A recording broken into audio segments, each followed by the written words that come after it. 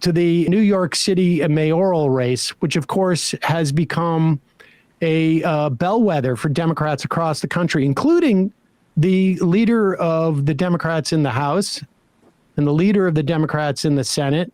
Hakeem Jeffries, as far as I know, has not endorsed Mamdani. I don't believe that Chuck Schumer has either.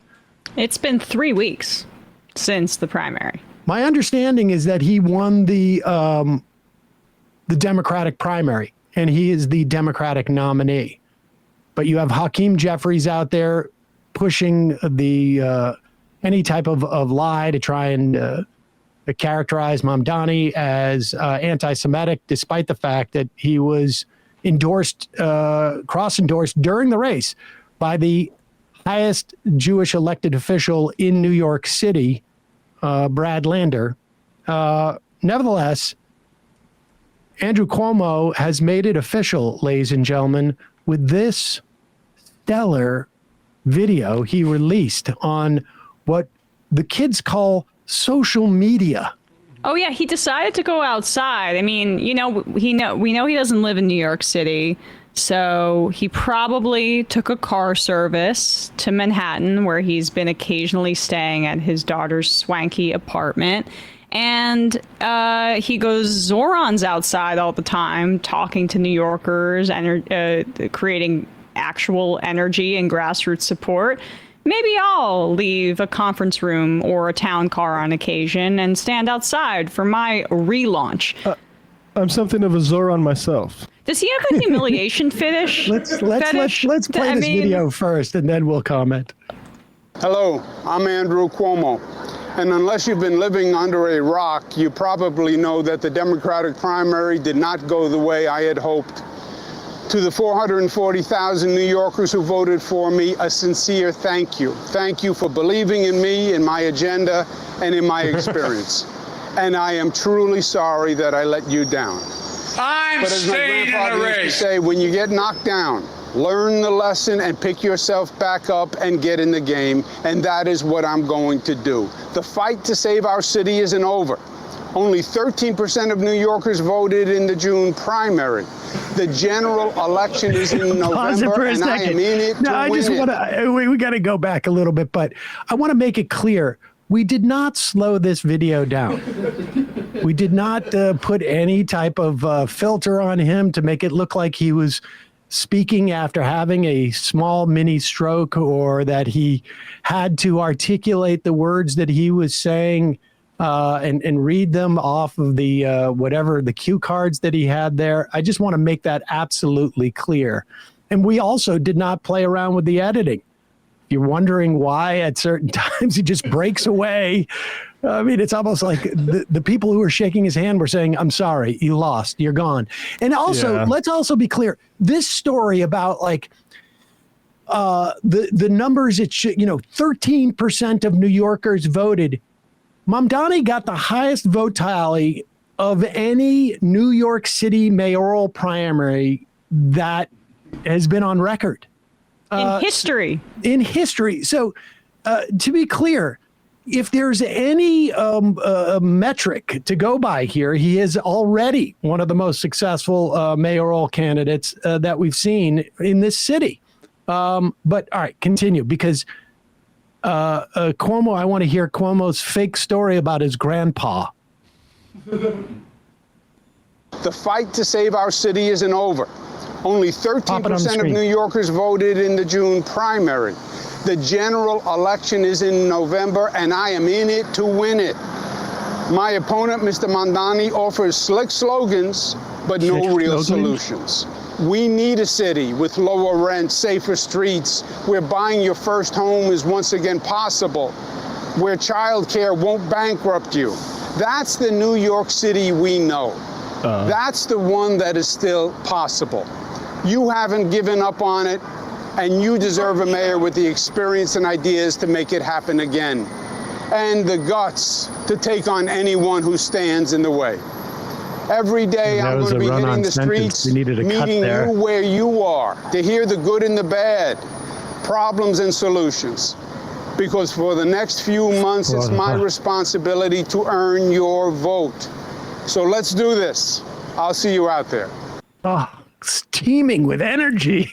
I mean, what's amazing is that he says he has no real solutions. Zoran has been immensely clear with policy specifics. The rent freeze, if he appoints the members of the board that he wants, he'll be able to do that fairly unilaterally. Bill de Blasio did it 3 times. The raising of the corporate tax rate from around 7 and change to 11 and change, which is what matches it in New Jersey.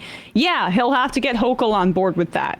Good news for Zoran is that DSA has been quite effective in electing assembly members to Albany who can back up his agenda up north. And when he has a 12-point victory over the incumbent governor, he has a bit of leverage right now over Kathy Hochul, who is facing a primary challenge to her left, where he could get some of these things done. So it's actually immensely achievable. And then David Friedlander of New York Magazine interviewed Cuomo and asked him, like, I just want to read this short piece because he says that Zoran has slogans but no solutions. Cuomo has said he would make affordability a cornerstone of his general election campaign, but would run on the notion that he will actually be able to make the city more affordable, while Mamdani will only talk about it. It's about not just connecting with the perception of the problem, it's finding the real solution and then having the ability to do it. You don't want someone who just connects. That's step 1. What you really want is the problem solver, and I can actually do that. So what would he do on housing affordability? There is no real answer, he said.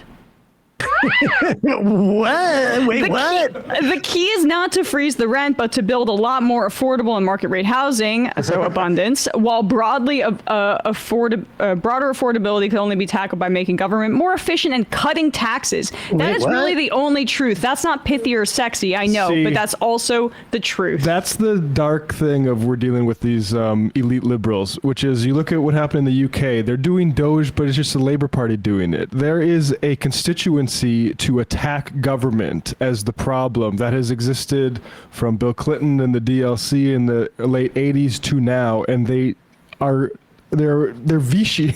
Like, they are working with Doge and Elon and all those guys to attack the things that we're trying to preserve here. And out of curiosity, I was looking up who Eric Adams put on that board, and one of them is from the Niskanen Center. Niskanen. I can never say it. So that's like another abundance libertarian thing. How does cutting taxes for low-income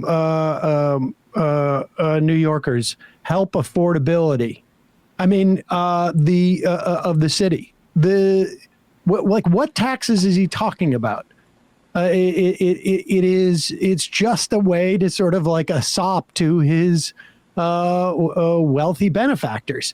And he's a Republican, basically. It's the David Feldman lefty from way back thing, too. It's like everything he says about affordability, I agree with, but I know how to do it correctly. But there's no real answer. Let's, and for those of you, of course, who are not interested in Mamdani and or Cuomo, of course, we do have a third and fourth candidate. One is Curtis Sliwa.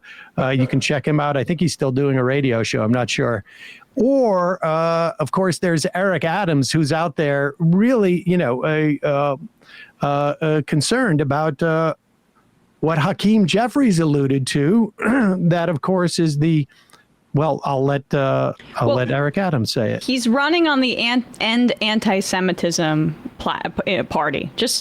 Just a primer for this clip. Do you think that Mamdani is an anti-Semite? Yes, I do. I think that when you're in the streets, after what we saw took place on October 7th, when you're in the street either the next day or days later and don't immediately denounce it, when you're unwilling to talk about global intifada.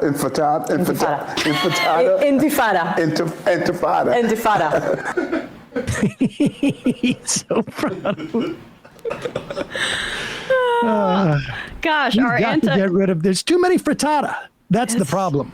Yeah, right. Globalize the enchilada. Global intifada.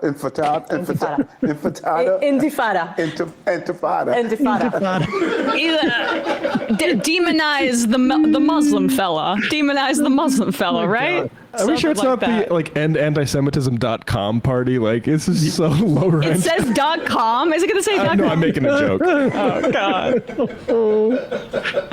It's gonna be clickable. linkable on your ballot. You're going to be able to link to it. QR code. Hyperlink. You got to go to a QR code to vote for the anti-Semitism thing. And then it just links you to Bill Ackman's Twitter account. Exactly. Longest tweets. Something simple as a crack pipe, a used crack pipe. I'm sorry, that was so loud. Hey, folks, don't forget to hit the subscribe button and check out our daily show. We do it every day at 12 p.m. Eastern for about 2.5 hours. We even take phone calls. You should check that out.